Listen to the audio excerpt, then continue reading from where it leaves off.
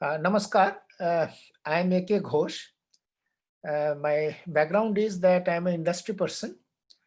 Uh, I was with Steel Authority heading their environment division at the corporate level. Then I resigned public sector and joined a private sector, Jubilant Life Sciences. So there I was for about 13, 14 years, and as chief of their EHS functions, as well as president CSR. In the meantime, we have started this accreditation scheme in Quality Council of India, which needed more attention. So I took retirement from Jubilant and joined QCI as their principal advisor. And I was there with QCI for about, I think, 6.5 years. Then took final retirement in 2017. Now I am in the accreditation committee of EIA in NABED QCI. Currently, I am chairman of that committee. So today we'll be learning about this evolution of EIA. That means, how did this concept of EIA come about? Why the necessity was felt of something like an EIA to be done. Now, this is a very obvious photograph that how fragile is our planet, this beautiful planet. We all share this. This is our home, and if you want to share this, all the developmental process has to be sustainable. And as we go through today's presentation, we'll learn that EIA helps in that direction. Very important saying to me, it appears that Gandhiji had actually understood the importance of environmental preservation. He said that there is enough for everybody's need, but not for everybody's greed. So today it seems the consumerism has taken better of our senses, and that's why we are facing all these problems. Okay, now the content of today's session would be what is EIA? Obviously, we'd like to understand. Then why is it required? Brief history of EIA, in various countries, including in our own country. Then the notifications of EIA in India. First one was in 1994 and then 2006. Then what should be the contents of an EIA report, briefly. Then, it will be obvious that EIA is a multidisciplinary study. And then very briefly about that scheme, which is there in our country today, accreditation of EIA consultants, why this scheme was required. And then what are the strengths of the system that we have adopted in our country, and what are the areas of concern. Okay, now coming to the main topic, that is environment impact assessment. Let's understand the three terms, environment, impact, and assessment. So environment, is to be very, basically, if you want to understand, it's the surrounding biotic and abiotic, living and non-living elements which affect our life, human life. That is in very, broad terms, the meaning of environment. Biotic elements include all types of flora, vegetation, fauna, animals, whether animals are terrestrial, that is ground, or aquatic, in water, or in marine, or avian. That means, birds and others. And abiotic, that means physical environment, would mean include elements like air, water, land, soil, noise, etc. So this is in very broad terms what is the meaning of environment. Then what is impact? Now, impact is a change in baseline condition. I mean, supposing a project is coming in one location, there are certain baseline conditions of air, water, and noise, other things. So if there is any change because of that project or activities related to that project, which could be negative or positive, short term or long term, reversible, irreversible, direct, indirect, actual, perceived. There are many such terms, These are called impact. That means there has to be a change in the current baseline conditions due to that project. So that is the meaning of the term impact as far as EIA is concerned. The next word in the phrase is assessment. Why assessment? Because we need to identify the possible impacts based on the environmental aspects of a particular activity or a project. Supposing a road is to be built, so you need to understand what are the problems. The hydrology of the area can be affected. There can be displacement of people. There can be cutting of trees or passing through ecological area. So identify the possible impacts. And the term assessment, because there is no specific formula for this. Actually, it is site and project specific. Because there is no such formula to understand the impact, that is why the term assessment has been used. Okay, coming to some related terms which are used quite often. Ecology. Ecology is the relations and interactions between living organisms and their environment, which will include other organisms. We have mentioned what environment is. That is, it is the interrelationship between the living organism, like say humans, if we say human context, the humans and their surrounding, which would include other living organizations. This is the meaning of the term ecology. Ecosystem. Then what is ecosystem? Ecosystem is a community or a group of living organisms that live and interact with each other in a specific environment. So a particular geographical area will be, taken into consideration. Then that community which interact with each other, that is called the ecosystem. So these are broadly the terms. You can get further much more detail in any references which are there. Then what is an EIA? So broadly it is defined as process of evaluating the likely environmental impacts, the likely of a proposed project or developmental work, taking into account interrelated biological, social, socioeconomic, and cultural and human health aspects, impacts, both beneficial and adverse. So this is a term which has been, coined to, a phrase rather, it has been coined to explain EIA. That means basically it evaluates the likely impacts, tries to quantify them, and it includes physical environment, social environment, ecological environment.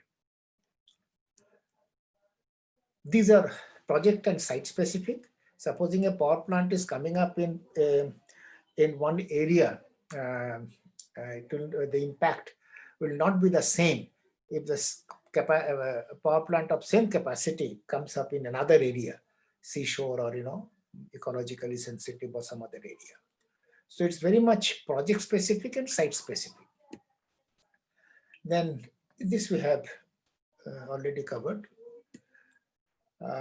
Continuing, impacts to be identified, evaluated, quantified for both normal conditions. That means supposing a power plant comes up, there will be, there are many mitigation measures will be adopted.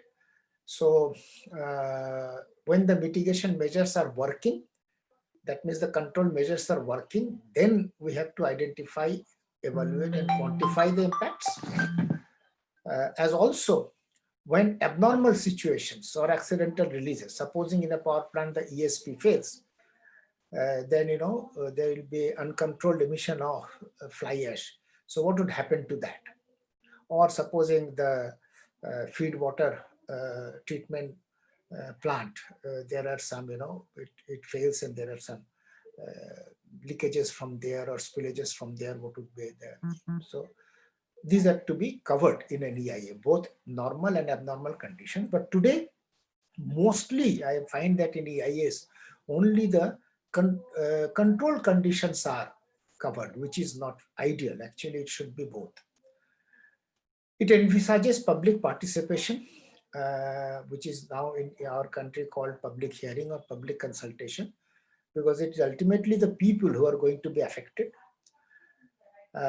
So public consultation is envisaged.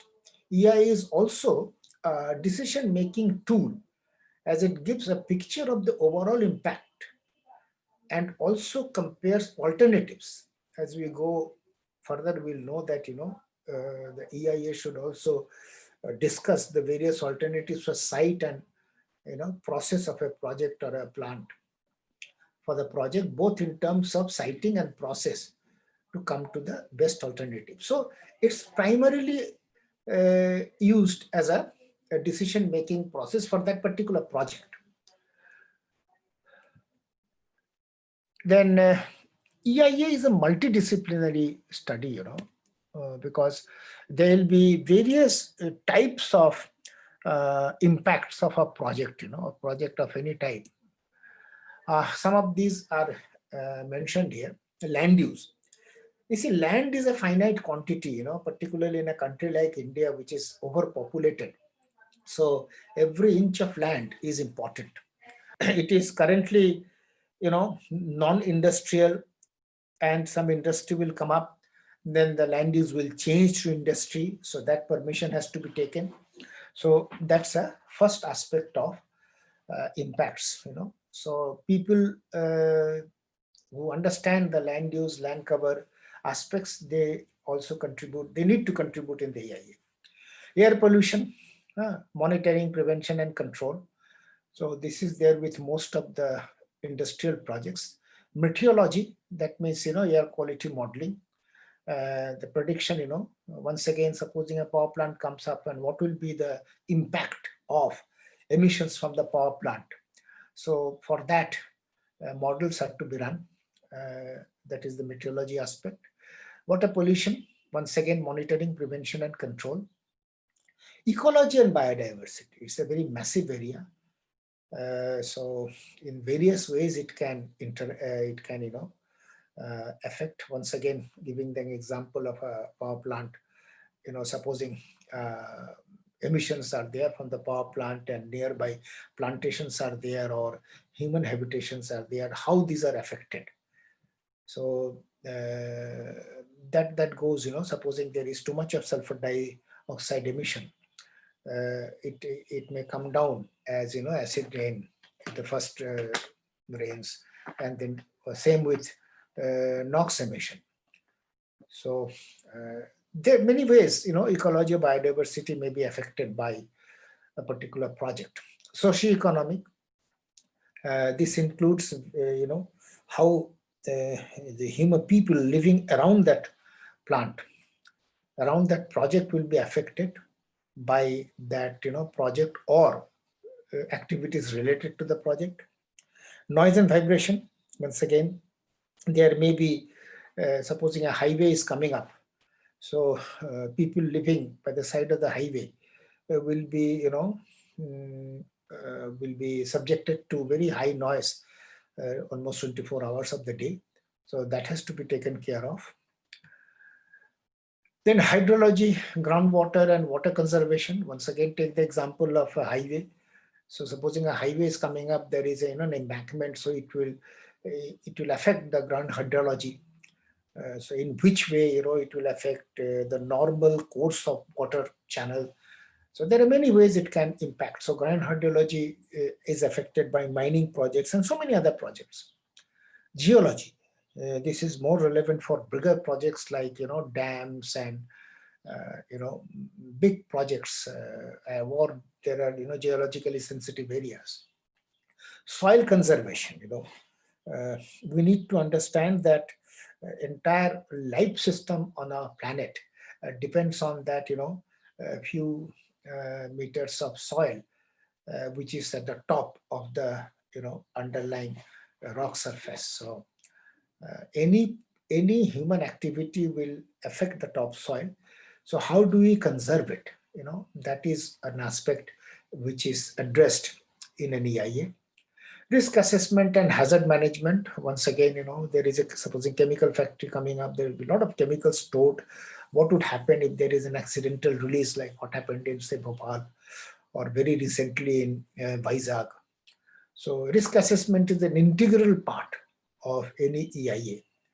Solid and hazardous wastes, more and more, awareness is coming about it in all countries, including ours. So 6 new rules have come out in 2016, defining the various types of wastes which get generated because of human activities.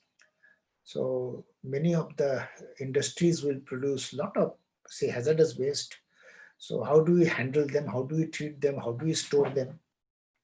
So these are the issues that should be addressed. Energy management, as we all know, energy is so very important. How do we make a project energy efficient? Buildings, how do we make it energy friendly? So that aspect is covered in EIA. And traffic management. Whether it's an industry or a township or a residential complex, it will very heavily affect the traffic there. So these are the areas, field of expertise which is required for developing an EIA. Now, why do we need an EIA?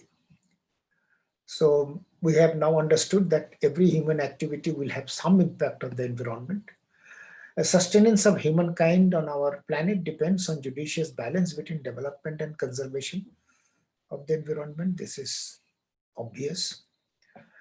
EIAs, if properly carried out, give the planners and decision makers the overall picture to come to a reasonable decision.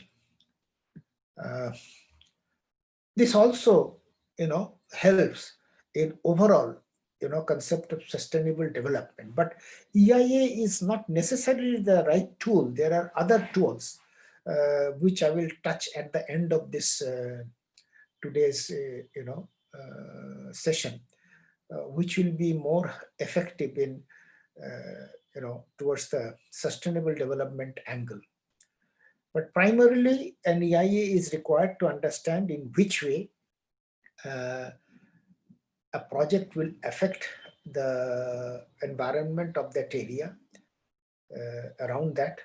In Indian context, it's set about 10 kilometers radius.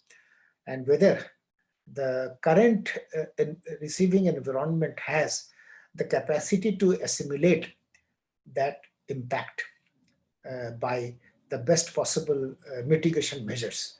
In that case, we can go ahead and, and have that project in that location. So that is the concept why EIA is necessary. Now coming to the topic that, evolving of EIA, how EIA came about. I think many of you would know that the first, awakening about the importance of environment in our life came in the, late 60s, when they started, industrialized countries especially started understanding that, it is impacting their daily life also. So the first conference on human environment was held in Stockholm in 1972, where our then Prime Minister Indira Gandhi had attended. So that was the first time that all the heads of the nations, they got together to understand one particular topic which does not recognize any political or geographical boundary. Something happening in Japan may affect China or vice versa, or something happening in Germany may affect France, or something happening in India may affect Nepal, or vice versa. So something which goes beyond the political and geographical boundary is environment. So everybody should get together to tackle this.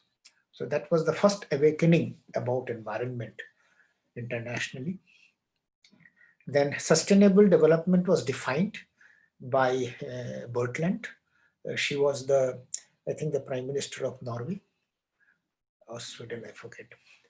Uh, the sustainable development is defined as the development that meets the needs of the present without compromising the ability of the future generations to meet their own needs.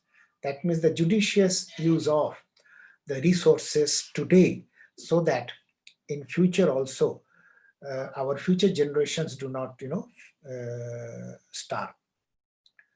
So the economic planners, they normally see short-term, goals, whereas the environmental planners, they have to see the long-term goals.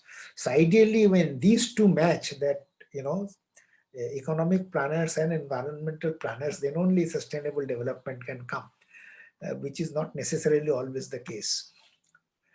Awareness grows on need of balance between development and environmental conservation globally. Then concept of assessing environmental impact of developmental projects started taking shape mainly in the US to start with. The US was the first country to assign mandatory status of EIA through a National Environmental Protection Act, NEPA, in 1969.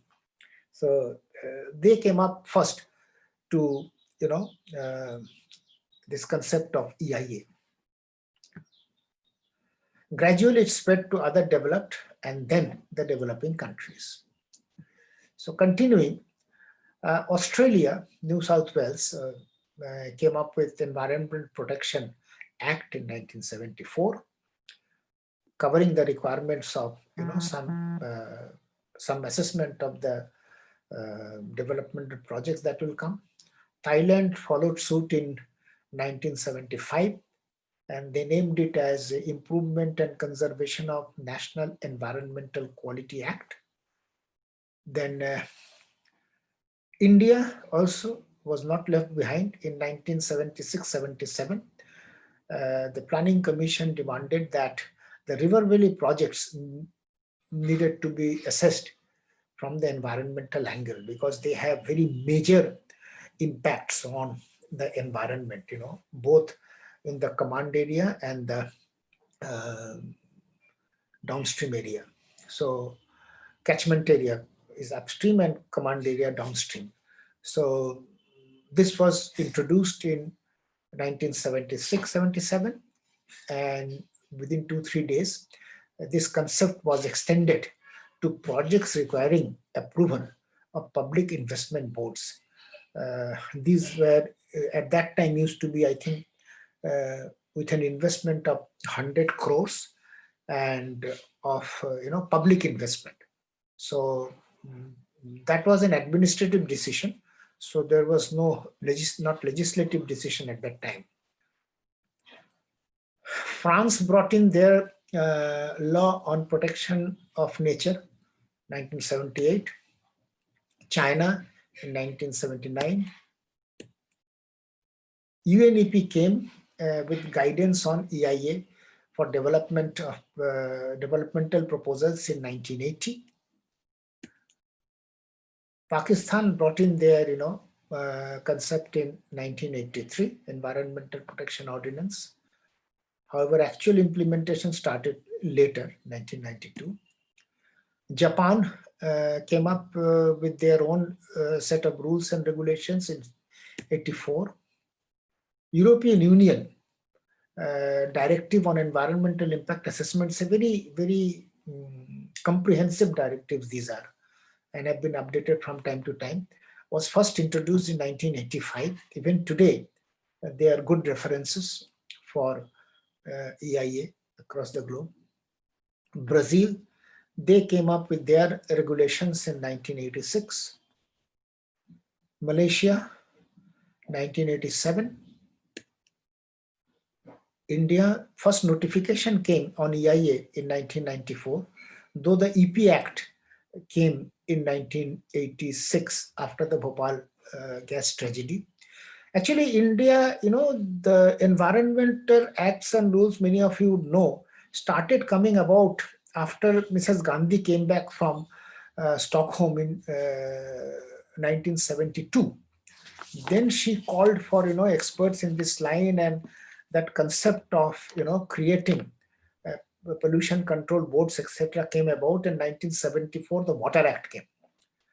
In the Water Act, the Central Pollution Control Board, the State Pollution Control Board, that concept came in. Later on, Air Act and other acts followed. There's so many acts now. But the EIA notification, first EIA notification came about in 1994, making EIA mandatory for certain category of projects. We'll cover that later. Sri Lanka came out with their requirements in 1998. So these are some of the things which we have tried to capture on how EIA globally came about, the need for assessment of a developmental project from environmental angle. Now, coming to Indian notification, the first notification came in 1994. Then environmental clearance had to be obtained for specific project activities from the central government. For following site-specific projects, prior site clearance were to be obtained, like mining, peated thermal power stations, hydro projects, port and harbor, excluding, of course, the minor ports, prospecting and exploration of major minerals in areas above 500 hectares. 30 sectors listed in Schedule 1 of the notification, for which environmental clearance are to be obtained. Some exemptions were allowed based on capital investment, location, or if they were defense related. Application for EC was to be made in Form A, accompanied by an EIA and EMP, Environment Management Plan, as detailed in Schedule 2 of the notification. So I've just shown the basic features of that 94 notification, not gone into the details because this is already superseded by the 2006 notification, which had fully re-engineered this notification. Public hearing process was introduced later as an amendment in 1997. So first time, this concept of involvement of the local people was brought in 1997. Now the EIA notification, which is the current notification, which is still in use. Of course, there are, I think, as many as 60 odd amendments have taken place, but broadly the concept remains the same. It has been fine-tuned over the years. This has completely re-engineered the 1994 notification. The first time, projects have been divided into two categories. Category A, projects of larger capacity or with higher potential of environmental impacts. These are to be cleared by the central government at the central level. So these were the large projects, and also even if they are not large, of higher potential, say pesticide manufacturing, technical grade pesticide manufacturing is category always. There are many types of projects which are defined as category A only because of their major impacts, potential. Category B, projects of smaller capacity or with lower potential of environmental impacts. These are to be cleared at a state level. And now, after that, another category, B2 category, has also been developed for construction and mining, small mining projects, which are cleared at the district level. Now, there were 39 sectors placed in 7 groups given in a schedule to that notification. Now, out of these, 2 have been dropped. One sector, I think induction furnace, etc., that has been merged with the metallurgical sector, and another sector, isolated storage, I think has been dropped. So, but when the notification came about, there were 39 sectors under 7 different groups, mineral resources and, processing plants, infrastructure projects, things like that. Okay. Then state level environmental impact assessment authorities and central and state level expert appraisal committees were constituted. The concept was that, expert appraisal committees, the constituencies of that was clearly defined in the Act. I mean, what should be the background and experience of the members, both at the central and the state level. And there is to be an apex body called the Appraisal Authority, Environment Impact Assessment Authority. So first, the projects are appraised by the EAC, Expert Appraisal Committee at the central level, and for the category B projects, these are appraised by the state level appraisal committees, which are at various states. So that's how it goes. Then stages of environmental clearance, very briefly.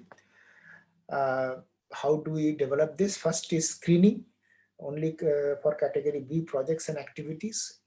Then scoping, what should be the scope of that EIA study, which will also include development of the terms of reference, public consultation, and appraisal. So these are the 4 stages of the EC process in our country as of now. Screening for category B projects, B1 would require EIA, B2 no EIA.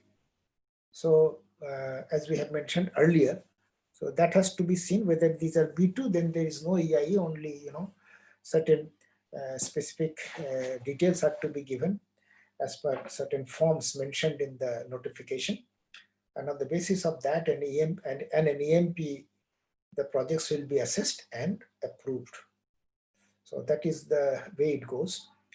Scoping and development of terms of reference, based on which EIAs are to be prepared, that will be done on the scoping. Public consultation for specific projects, which has been explained in the notification. The public consultation comprises 2 parts. One is public hearing, where only the local people are allowed to come when the project proponent, along with the EIA consultant, makes the presentation. Before that, executive summary of the EIA in the local language is made available to the local people to study, and then those are presented, and whatever, then the hearing takes place. Whatever views are there of the local people, those are to be heard, and it is to be organized by the State Pollution Control Board and chaired by an official, minimum of the level of ADM.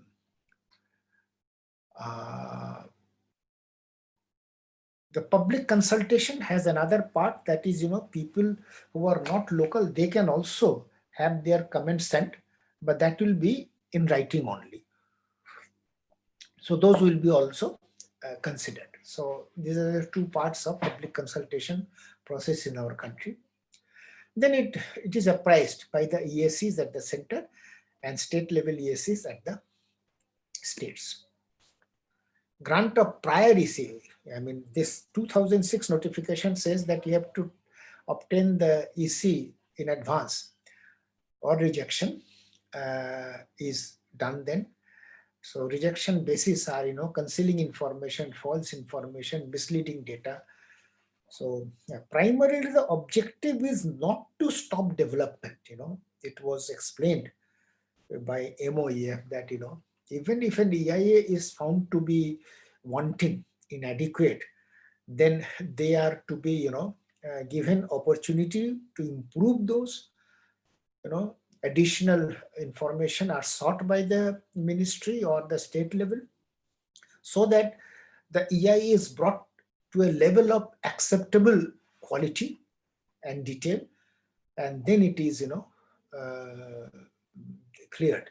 So objective is not to reject. So that is the reason that in our country, the rejection rate of EIAs is very, very low, because it's not the objective to reject unless and until there are absolutely compelling reasons for that. Validity, I think the current validity is mining 30 years, River Valley 10 years, I think plus 3 years, and rest of the things 7 years plus 3 years. These plus 3 years have come later. But in this range, mining is, the life is taken as 30 years. So that is why the EC validity is there for this duration. Post EC monitoring, post environmental clearance monitoring, half-yearly compliance report to authorities by the project proponent and also on their website. This is an area of concern in our country, weak area. We would discuss it later in the presentation today. But yes, there is a system of EC monitoring, the conditions which are given with the environmental clearance, whether those are being actually implemented or not. It's a very important aspect of it. Then information to be provided in the environmental clearance applications are specified in Annexure 1 and 2 of the notification. And notification also says what should be the contents of an EIA report, which is defined in Appendix 3 of the notification. We'll come to that later. Okay. Yeah, the contents of an EIA as per the notification. So first chapter is introduction, where the project and the project proponents are mentioned, because what is the project and who are the proponent, those are to be clearly mentioned. A brief description of the project are to be given, the processes involved, the the broad material balance, and the salient aspects of the projects which may affect, particularly which may affect the environment, are to be mentioned. And the scope of study is governed by the terms of reference, which is cleared by the ministry at the central level or ESCs at the state level. Now, there are standardized TORs now government has developed, but it may also give certain specific special conditions of TOR depending on that particular site or location.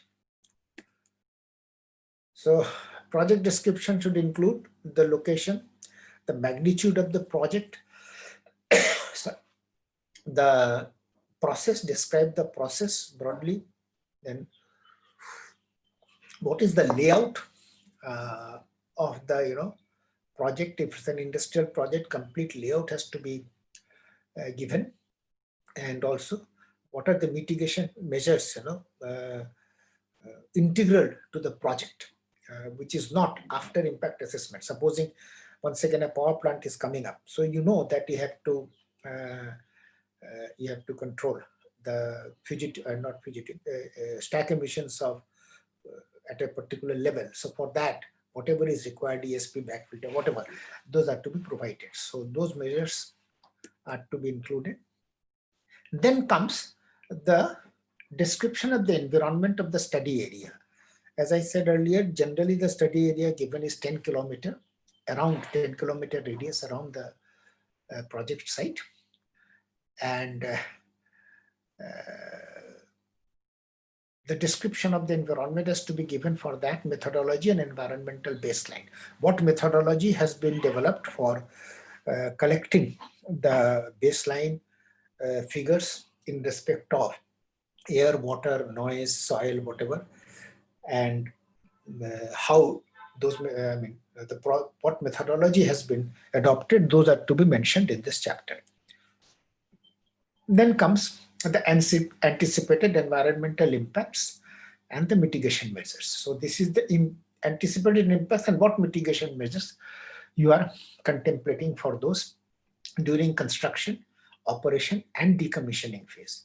So this is important to understand that, a project's three phases are considered: construction, operation, and also decommissioning, because decommissioning sometimes becomes very, very important. But normally, we see that in our country, only the, mining projects talk about it, but it should be there for all projects. At least that is the demand correctly made in the notification. Then alternatives are to be discussed in the EIA, both in respect of site and technology adopted, whether the best available technology has been adopted, even for a expansion project where the site, logic need not be given because it's expansion, but the technology has to be discussed. That means, whether you are adopting the best technology on the date available. So these two alternatives are to be discussed in the EIA. Generally, the technology part is given by the project proponent or the DPR consultant. But about the site also, there is, contribution to be made both by project proponent and the EIA consultant. Why this particular site has been selected. So whether alternatives were considered. So those are to be mentioned in the EIA report. Then environmental monitoring program, that means after the mitigation measures have been put in place, so what are the monitoring programs, what methodologies will be adopted, what frequency this will be monitored, which location, what kind of data analysis will be done, and reporting schedule for effectiveness of mitigation measures. So where all locations are given, type of parameters to be monitored, those are to be mentioned, what kind of samplings to be done, those are mentioned. So this is the part which comes in this chapter.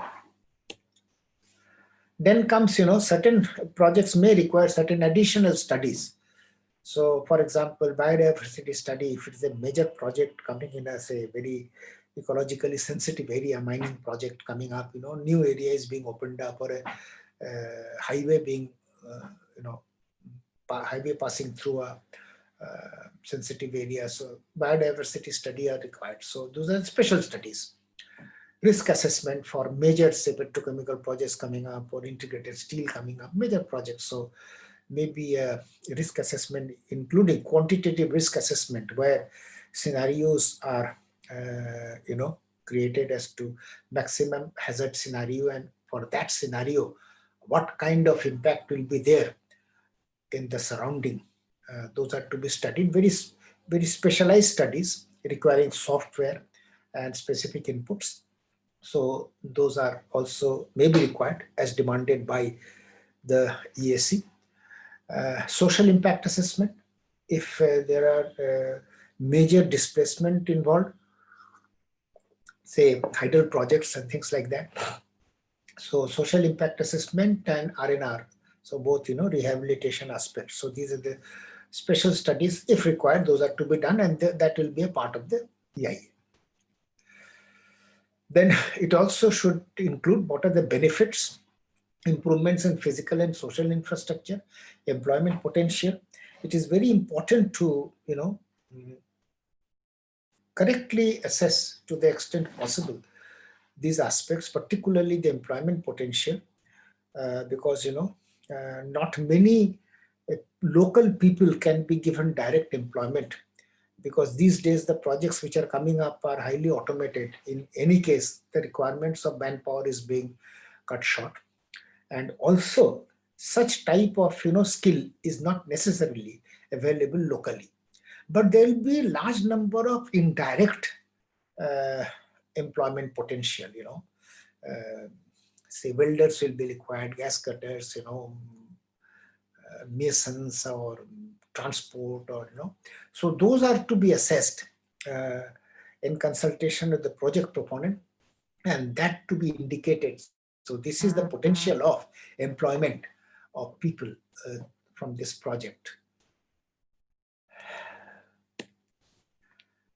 Then if demanded in the terms of reference, environmental cost benefit analysis is to be done. Once again, mainly for massive hydel projects and things like that. It's a very difficult study because, environmental cost to find out that, that type of data is not much available in our country. But if it is to be done, then it is mentioned in the TOR, and specialized agencies will have to be involved in doing that. Then the administrative aspects of, environment management, how it will be done. That means, whether the, environment safety department, what is the, uh, constitution of that, and how do they report, what is the details. So those are the things that are to be mentioned, so that the conditions given with environmental clearance are also properly monitored, implemented and monitored. Then summary and conclusion. At the end, a summary and conclusion of the report is to be mentioned, and disclosure of consultants engaged, a particular format is there.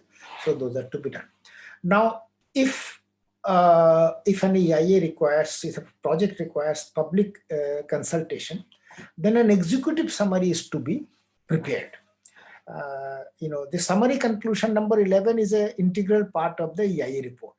But executive summary will be a separate report, which will bring out all the salient aspects of the project, including its impacts and mitigation measures. And it should be, also prepared in the local language, vernacular language, and then shared with the local people for public consultation. But that is required only for such projects which would go for public hearing. Now, briefly, accredited consultants in our country, because EIA is such a subject which requires team of people to do it with various expertise. So nothing was existing in our country. So Quality Council of India, the country's nodal accreditation body, which has been jointly set up by ministry and the industry associations like CII, FICCI and ASSOCHAM. They do accreditation services in the country for various, like hospitals, laboratories, and many other areas. So a scheme was developed in 2007, launched on voluntary level, and then an office memorandum came from the ministry in 2009, and finally a notification in 2015 making the scheme mandatory. That means in our country now only accredited consultants can prepare the EIAs. So for the diversity of expertise required, EIA cannot be prepared by a single individual, which was being done earlier. Quality Council, I have already mentioned, they have come out with a scheme. MOEF has mandated that EIAs to be prepared only by the accredited consultants. The concept is that there is a central figure who is being called the EIA coordinator, who conceives the EIA. He requires the knowledge of the sector. That means if it is about a power plant or a bulk plant or a highway, so he should know what are the processes involved in that particular sector and its environmental, physical environmental, ecological and social environmental aspects. So broadly guide the team, supported by subject specialists, which are called functional and area experts, those air pollution expert, water pollution expert, land use expert, EB, noise and vibration and others. So that will be the team. Accreditation is given for specific sectors for 3-year cycles and renewed after assessment. Category A consultants, if they score 60% or more, they are given category A status. And for B, you need to score 40 to 60%. Below 40%, you cannot get any accreditation.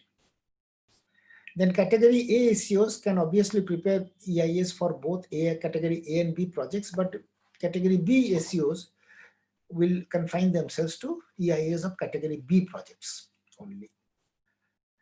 Around 180 consultants have been accredited in the country today. Almost 70% of them are in category A. So this is a list which is available in QCI website, which is linked to MOEF website, and it's an open assessment process adopted by QCI, and the list is updated from time to time. uh, about the sectors in which they are accredited, and a particular certificate is also given to the consultants, which is to be attached with the EIA report, so that the central and the state authorities know that this EIA report has been prepared by an accredited consultant organization. Now, EIA systems, as we have discussed so far. So what are the strengths? We have a well drafted notification for the EC process, though it has undergone many amendments, which is bound to happen because everything is a continual improvement process. So, but overall, it's quite a well drafted notification. The process has been defined very in great detail. Necessary infrastructure has been created over the years. Most of the states have the EACs and other members in place. Contents of an EIA has been defined in the notification. Guidance manuals for 39 sectors have been developed by MOEF through various agencies. So these guidance manuals give the details about that sector and what all should be covered in an EIA for that sector. So these also give an overall picture and helpful to the consultants who are developing the EIAs. And 180 capability verified accredited consultants list is there. Now, even after so many years, not many countries have this, list of accredited consultants because gradually they are also adopting, but as of now, not many have. So these are the strength. Now, what are the areas of concern? Are EIA quality up to the mark? Well, not always, obviously. I mean, there are instances of cut and paste. There are instances of,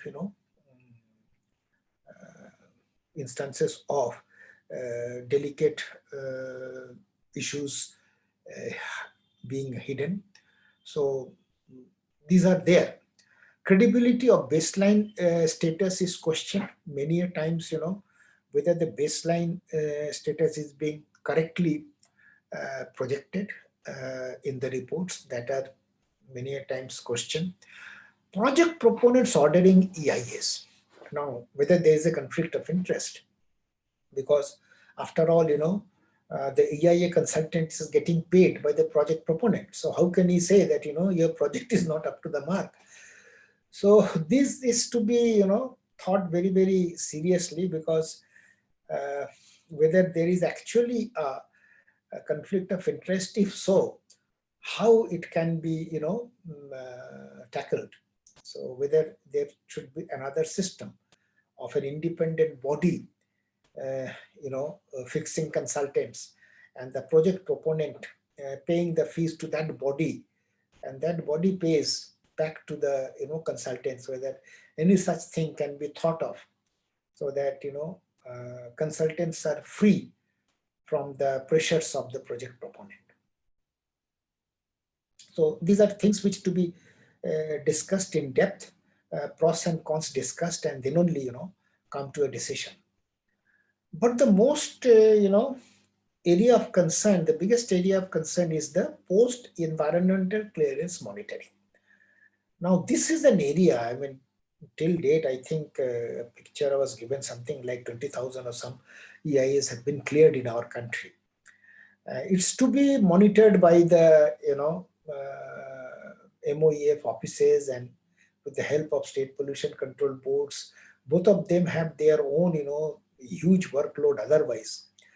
So this is not being done, and it is known that it is not being done properly. The government is thinking of various other alternatives, that how can we improve this. You see, you may get a proper EIA prepared and proper appraisal done, and then the EIA is approved, and then it comes up, the plant comes up, but whether everything has come up properly, or whether those things are being operated properly, what is the status of those conditions. So unless and until those are monitored properly, then whole exercise will be futile. So this post-EC monitoring is one aspect which is an area of major concern for our country. There are other concepts apart from EIA, which is site-specific and project-specific, which I said I will be discussing briefly at the end. So something called regional EIAs, where it integrates environmental concerns into developmental planning of a geographical region, Dune Valley area, supposing whether mining should be allowed in that, to what extent we can allow. Facilities adequate integration facilitates adequate integration of economic development with management of renewable natural resources. So entire areas aspects are discussed, different industries coming up, different developmental activities coming up, and what are the natural resources, how they will be used, how they will be affected, and how they will be regenerated. So those things are addressed. So these are bigger studies, and it helps the decision making agencies to take a broader picture, to understand the broader picture and then take decisions. Carrying capacity studies, whether a particular area, geographical area with natural populations and ecosystems and humans, that is covered. And emphasis on an ecosystem, as we have defined earlier in the beginning, and whether that particular area can accommodate these additional stresses on environment which may come from human activities, which includes developmental projects or industries or whatever. The latest thing, and the most of the developed countries have already adopted this, the strategic environmental assessment, which is a concept which is getting gradually more and more acceptance across the globe. It considers the environmental impacts of policies, plans, and programs, impacts of policies, plans and programs being adopted by those involved with environmental management and regulations. Only the other day I was studying that, Delhi and most of North India in winter suffers so much these days from, the pollution, air pollution. And one of the reasons of that, those after the Kharif crop is, harvested, then those residuals are being burnt in the field, because within 15-20 days, the Rabi crop has to be sown. So they do not have time for this. Why earlier, 10 years back, we never used to have these problems? Because, the water, I understand, groundwater, is being given free. So paddy is a highly water intensive crop. It was not possible to be grown in Punjab earlier that easily, but with the abundance use of groundwater, so that paddy is being now utilized. So it's a policy which has been taken, and nobody could foresee that if this is true. I mean, this is the newspaper article I am referring to. Then how it affects later the environment. Being adopted by those involved with environmental management and regulations, including governments, officials, and voluntary sector agencies, academic courses, and consultancies. These are the agencies which use this concept of strategic environment assessment. Examines issues with more general concept of policy appraisal and evaluation. California and Netherlands provide particularly good examples. California's system has been in operation for 20 years. And it has resulted in carrying out hundreds of ACAs. And the Dutch government is developing an ambitious expanded ACA system based on the principle of sustainable development, where all decisions, policies will be taken based on those.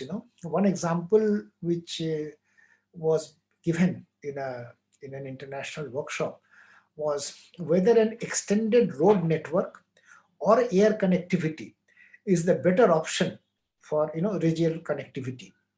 So that kind of studies are done take into consideration the economic angle, the social angle, the environmental angle, and then a policy decision is taken.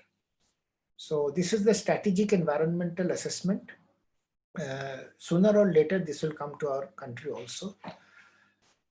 So these are the things which are coming in future. I think I've come to the end of today's session. Hopefully, you'll be able to understand the basic idea of what is an EIA and why it is required and how it came about in the country, including ours. In case you have any additional queries or clarification, you can send it to Center for Science and Environment, and that can be attended to. Thank you very much.